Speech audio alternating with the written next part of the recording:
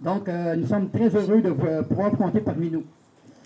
Merci aux citoyens de Saint-Joseph-du-Lac ainsi qu'aux employés municipaux qui se sont également déplacés aujourd'hui pour en apprendre davantage sur les travaux effectués. Ça résume-tu un peu trop? Bon.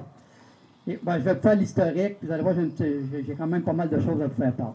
Donc, il est difficile de ne pas se souvenir des printemps 2017 et 2019, période auxquelles plusieurs familles et commerces de notre municipalité ont vécu d'importantes inondations.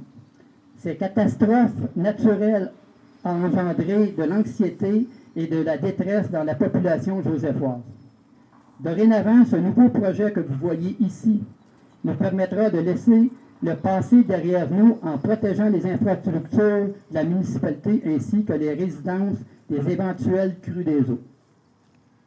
À la suite des événements, il était évident pour les membres du conseil municipal et moi que cet enjeu était prioritaire et qu'il fallait mettre en œuvre, il fallait tout mettre en œuvre pour éviter que de telles situations se reproduisent.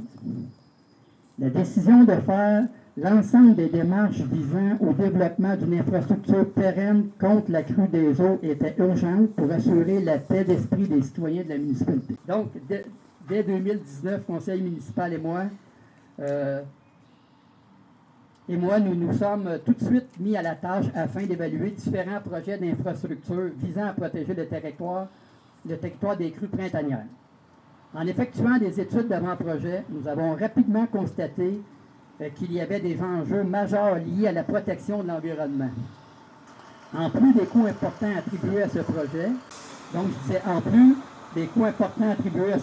notre défi était de concevoir une infrastructure respectueuse de l'environnement puisque nous nous trouvons dans une zone sensible. Ici. Le projet que nous avons retenu allie performance, sécurité, à la sécurité et à la protection de la faune, de la flore et de l'habitat du poisson. Les événements qui se sont produits en 2019 à Sainte-Marthe-sur-le-Lac ont eu un rôle de catalyseur dans la mise sur pied du projet de protection de la crue des eaux. En effet, l'ampleur de cet événement a fait réaliser à tous l'étendue des risques majeurs associés à la rupture d'une digue. Il y avait urgence d'agir afin de sécuriser notre population d'éventuelles inondations par le biais d'infrastructures de protection.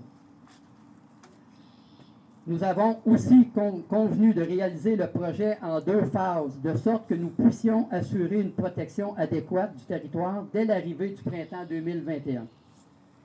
Pour ce faire, la municipalité et ses différents partenaires ont mis de l'avant des ouvrages de protection temporaire qui ont nécessité un décret du ministre de l'Environnement, M. Benoît Charette. L'autorisation accordée a permis à la municipalité de réaliser les travaux dans un délai extrêmement court. Une fois la crue du printemps 2021 passée, de nouveaux efforts ont été consentis afin de réaliser la conception des ouvrages permanents. La municipalité a d'ailleurs impliqué 3 firmes de génie conseil, un entrepreneur ainsi que de nombreux fournisseurs pour mener ce projet à terme. Si aujourd'hui, seulement quelques années plus tard, je suis ici pour vous présenter l'infrastructure de protection contre les crues des eaux du territoire de Saint-Joseph-du-Lac, c'est grâce à l'entière collaboration et au dévouement de nombreux partenaires dans ce dossier. En effet, je tiens à remercier M. Benoît Charette, qui est ministre de l'Environnement, puisqu'il a été extrêmement à l'écoute durant l'entièreté du projet. Il a d'ailleurs permis l'obtention d'un certificat d'autorisation pour réaliser les travaux d'urgence, ce qui a permis de protéger notre territoire au printemps dernier. Petite anecdote, à toutes les fois que je parle à propos de M. Benoît Charette à d'autres personnes, je dis qu'il représente parfaitement l'expression « les bottines suivent les babines ». Dans son cas, c'est drôlement vrai. Je tiens également à remercier Mme Sylvie Damour, députée de Mirabel, qui a représenté les contribuables et qui a su faire valoir le projet auprès de ses collègues ministres. Oui, bravo, certains. Je tiens à remercier M. Denis Martin, anciennement préfet de la MRC de Deux-Montagnes, qui a été porteur du dossier auprès de la MRC ainsi que de la communauté métropolitaine de Montréal. Aussi, je tiens à remercier Mme Sonia Fontaine, mairesse de Pointe-Calumet, qui a démontré de la compréhension et une coopération exemplaire en plus de faciliter le déroulement du projet. Merci beaucoup. Pour terminer, je tiens également à remercier sincèrement la communauté métropolitaine de Montréal, communément appelée la CMM, notamment l'équipe de bureau de projet de gestion des risques d'inondation, car elle a su démontrer l'urgence d'intervenir. M. Dupuis, vous nous avez aidé beaucoup à ce niveau-là. En ce qui concerne le financement et les coûts du projet, je suis heureux d'annoncer que nous anticipons une économie d'un peu plus de 2 millions de dollars sur le coût prévu pour la réalisation de ce projet. Le conseil municipal et moi sommes très reconnaissants de l'implication financière des deux paliers du gouvernement dans ce dossier et une mention spéciale au gouvernement du Québec qui a bonifié de façon importante sa participation financière. Le support financier des gouvernements dans ce projet contribue à réduire le fardeau de l'implication financière des contribuables joséphois à 20 % de la valeur du projet établie à plus de 10 millions de dollars. Je ne peux passer sous silence le travail exceptionnel des fonctionnaires municipaux dans ce dossier. Une mention spéciale à M. Stéphane Giguère, directeur général, pour sa rigueur, sa grande rigueur et son respect de l'agenda, ainsi qu'à M. Jonathan Boucher, directeur des travaux publics, pour sa capacité d'optimisation. Parce que vous savez, il y a encore un an à peine, même l'automne dernier, ça semblait invraisemblable. En guise de conclusion, derrière moi, vous pouvez apercevoir le fruit des efforts de toutes les personnes impliquées, soit une infrastructure comprenant une digue de près de 1 km de longueur, un poste de pompage ayant une capacité de 3,4 mètres cubes d'eau par seconde. Vous allez voir, tantôt, on va faire partir ça pour vous le montrer. C'est assez impressionnant. Ainsi qu'un groupe électrogène assurant le fonctionnement d'une infrastructure en cas de panne électrique. En outre, ces composantes permettront d'assurer la protection du territoire contre les futures crues des eaux d'une ampleur beaucoup plus importante que celle que nous avons rencontrée auparavant. C'est maintenant avec plaisir que je vais céder la parole à Mme Sylvie Damour, députée de Mirabel. Merci. Merci beaucoup, Benoît. À mon tour de faire des salutations de visage, Sonia, Denis, François, chers conseillers et conseillères, j'en vois quelques-uns, chers citoyens, merci infiniment d'être au rendez-vous pour voir le travail que la Ville de Saint-Joseph-du-Lac a fait. C'est un travail exceptionnel. Moi, je me souviens des inondations de 2017, des inondations de 2019 et la pandémie qui est arrivée. Alors, on a subi, nous, dans mon comté qui est Mirabel, mais surtout Sainte-Marthe-sur-le-Lac, Pointe-Calumet, Saint-Joseph-du-Lac et Auca, on a subi deux montagnes. On a subi énormément de drames.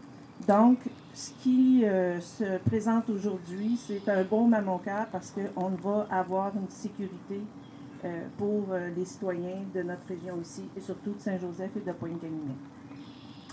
Moi, je ne peux pas passer sous silence certaines personnes qui sont parmi vous. Je ne peux pas les nommer parce qu'ils veulent garder l'anonymat, mais il y a des familles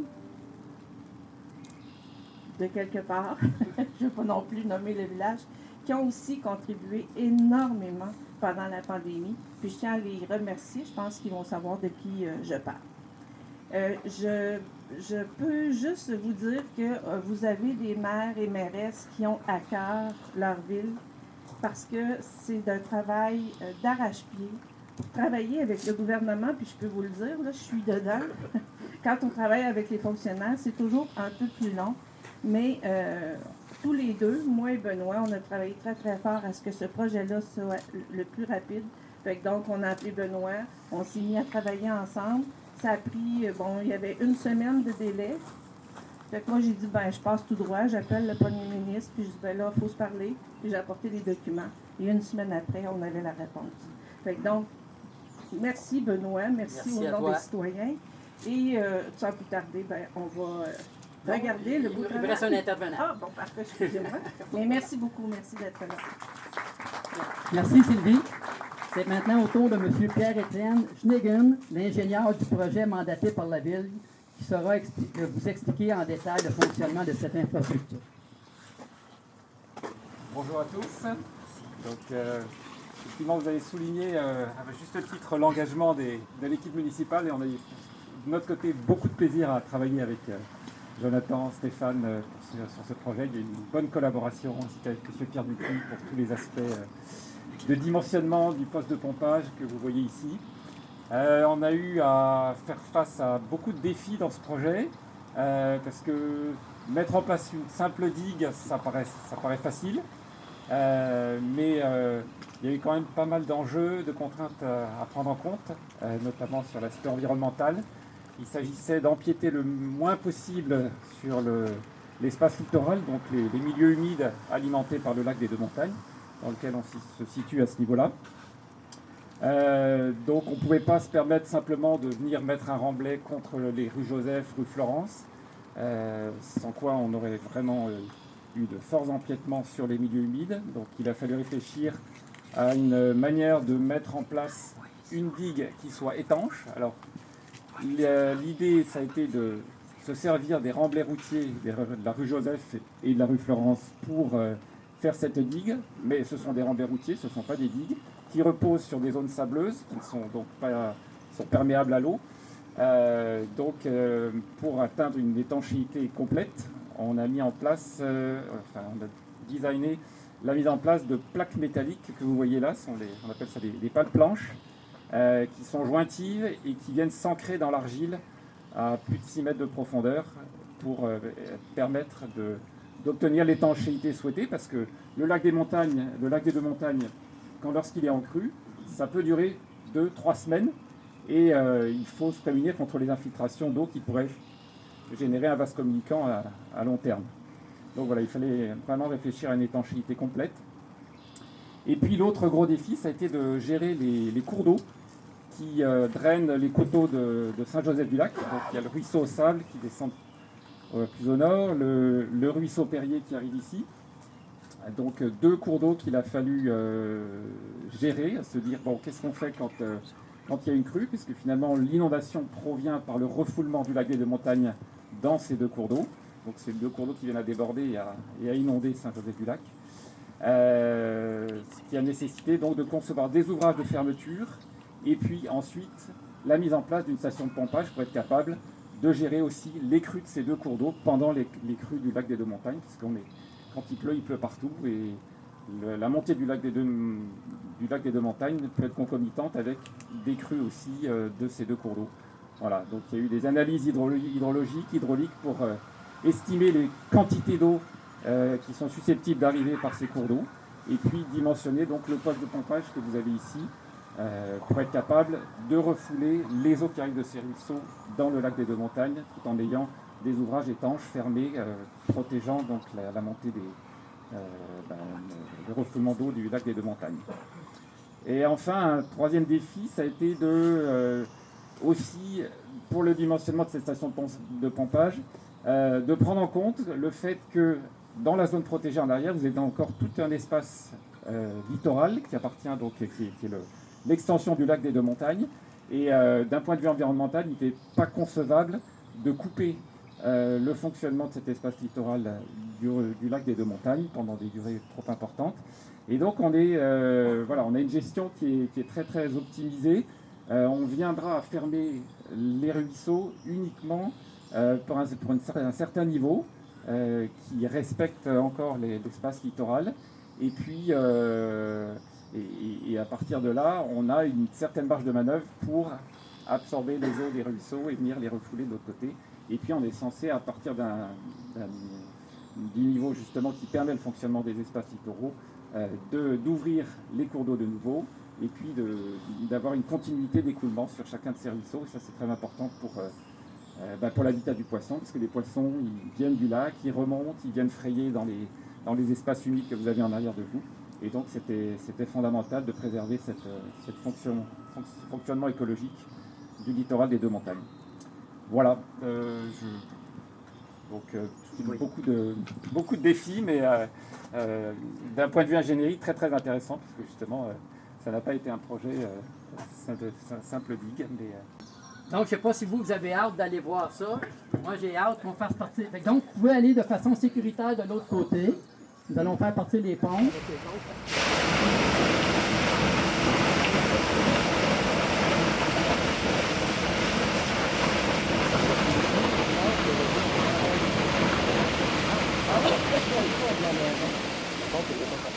Mais ils ont parti.